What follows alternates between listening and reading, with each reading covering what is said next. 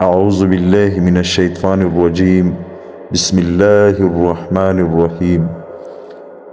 دوستو، ہمارا آج کا موضوع ہے، ہمارا آج کا بیان ہے کہ اللہ تعالیٰ کو قرض حسنہ دینے والے کون تھے۔ حضرت انس رضی اللہ تعالیٰ عنہ فرماتے ہیں، ایک آدمی نے حضور صلی اللہ علیہ وآلہ وسلم کی خدمت میں عرض کیا، یا رسول اللہ، فلاں آدمی کا کھجور کا ایک درخت ہے اور مجھے اپنی دیوار کی اصلاح کے لیے اس کی ضرورت ہے، آپ اسے حکم فرما دے کہ وہ یہ درخت مجھے دے دے تاکہ میں اپنی دیوار کو اس کے ذریعے درست کر سکوں۔ حضور نے اس آدمی کو فرمایا، تم کھجور کا یہ درخت اسے دے دو، تمہیں اس کے بدلے میں جنت میں کھجور کا درخت ملے گا۔ اس آدمی نے انکار کر دیا۔ حضرت ابو دحدہ رضی اللہ تعالیٰ عنہ کو پتہ چلا کہ حضور صلی اللہ علیہ وآلہ وسلم اس آدمی سے کھجور کا یہ درخت جنت کے کھجور کے درخت کے بدلے میں لے کر اس دوسرے آدمی کو دینا چاہتے ہیں، تو حضرت ابو دحدہ اس کھجور والے کے پاس گئے اور اس سے کہا، تم میرے اس باغ کے بدلے میں اپنا کھجور کا درخت میرے ہاتھ بیچ دو۔ وہ راضی ہو گیا۔ پھر حضرت ابو دحدہ نے حضور کی خدمت میں حاضر ہو کر عرض کیا، یا رسول اللہ، میں نے اپنا باغ دے کر کھجور کا وہ درخت خرید لیا ہے اور اب آپ کو دے رہا ہوں، آپ اس آدمی کو وہ درخت دے دے۔ حضور صلی اللہ علیہ وآلہ وسلم نے خوش ہو کر کئی بار فرمایا، ابو دحدہ کو جنت میں کھجور کے پھلدار اور بڑے بڑے درخت بہت سے ملیں گے۔ پھر انہوں نے اپنی بیوی کے پاس آ کر کہا، اے ام دحدہ، تم اس باغ سے باہر آ جاؤ، میں نے اسے جنت کے کھجور کے ایک درخت کے بدلے میں بیچ دیا ہے۔ ان کی بیوی بھی ان کی طرح جنت کی طالب تھی، اس لیے انہوں نے کہا، بڑے نفع کا سودا کیا، یا اس جیسا جملہ کہا۔ حضرت عبداللہ بن مسعود رضی اللہ تعالیٰ عنہ فرماتے ہیں، جب یہ آیت نازل ہوئی، من ذا الذی یقرض اللہ قرضا حسنا، ترجمہ، کون شخص ایسا ہے جو اللہ تعالیٰ کو قرض دے، اچھے طور پر قرض دینا، پھر اللہ تعالیٰ اس کے ثواب کو بڑھا کر بہت سے حصے کو دے۔ تو حضرت ابو دحدہ رضی اللہ تعالیٰ عنہ نے عرض کیا، یا رسول اللہ، کیا واقعی اللہ تعالیٰ ہم سے قرض لینا چاہتے ہیں؟ حضور نے فرمایا، ہاں۔ حضرت ابو دحدہ نے کہا، آپ اپنا ہاتھ ذرا مجھے عنایت فرمائے۔ آپ صلی اللہ علیہ وآلہ وسلم نے دست مبارک ان کی طرف بڑھا دیا۔ انہوں نے حضور صلی اللہ علیہ وآلہ وسلم کا دست مبارک پکڑ کر عرض کیا، میرا ایک باغ ہے جس میں کھجور کے 600 درخت ہے، میں نے اپنا وہ باغ اپنے رب کو بطور قرض دے دیا۔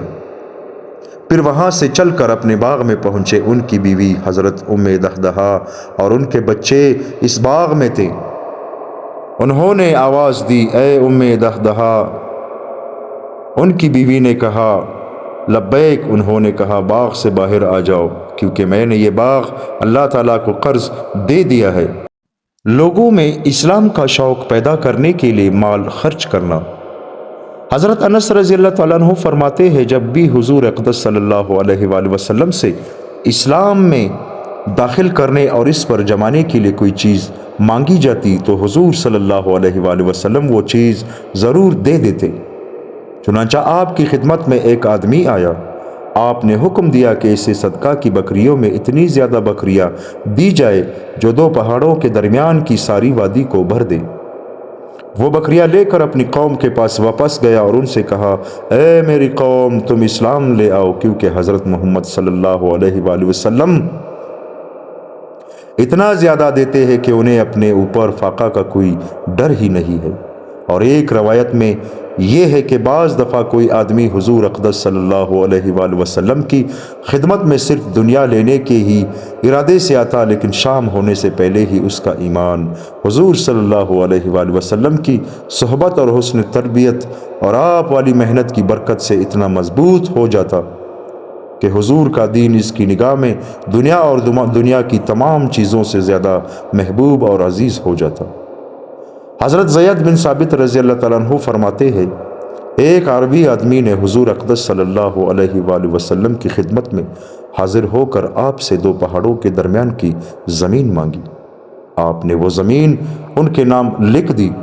اس پر وہ مسلمان ہو گیا۔ پھر اس نے اپنے قوم کو جا کر کہا، تم اسلام لے آؤ، میں تمہارے پاس اس آدمی کے ہاں سے آ رہا ہوں جو اس آدمی کی طرح دل کھول کر دیتا ہے جسے فاقے کا کوئی ڈر نہ ہو۔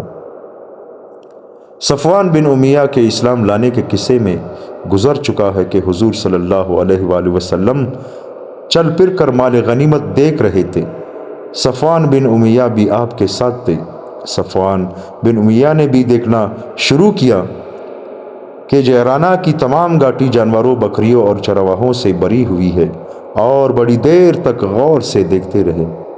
حضور بھی ان کو کنکنیوں سے دیکھتے رہے۔ آپ نے فرمایا، اے ابو وہب، یہ صفوان کی کنیت ہے، کیا یہ مال غنیمت سے بری ہوئی گھاٹی تمہیں پسند ہے؟ انہوں نے کہا، جی ہاں۔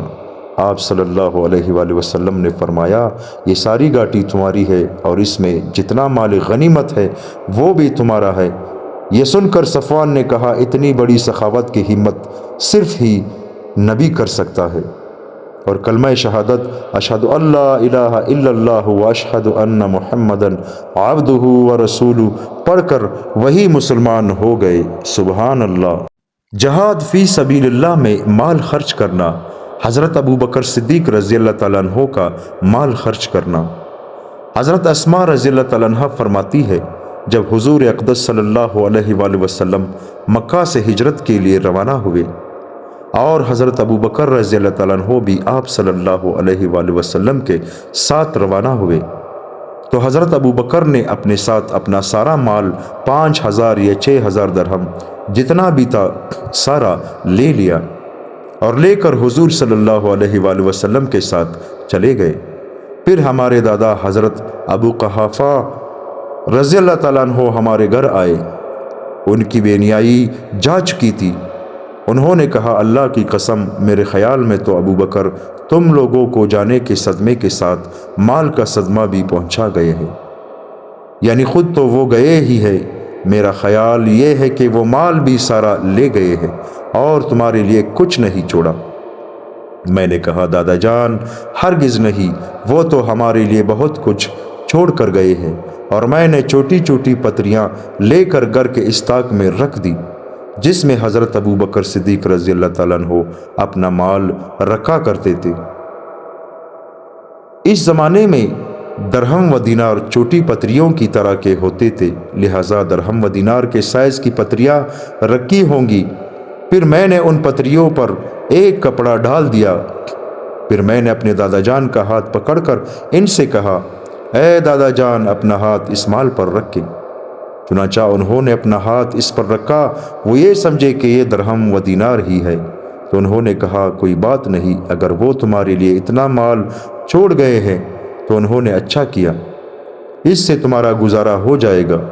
حضرت اسماء کہتی ہے، اللہ کی قسم، انہوں نے ہمارے لیے کچھ نہیں چھوڑا تھا، لیکن میں نے یہ کام بڑے میاں دادا جان کی تسلی کے لیے کیا تھا، اور یہ پہلے گزر چکا ہے کہ حضرت ابو بکر رضی اللہ تعالیٰ عنہ نے غزوہ تبوک میں اپنا سارا مال جو کہ 4000 درہم تھا خرچ کیا تھا۔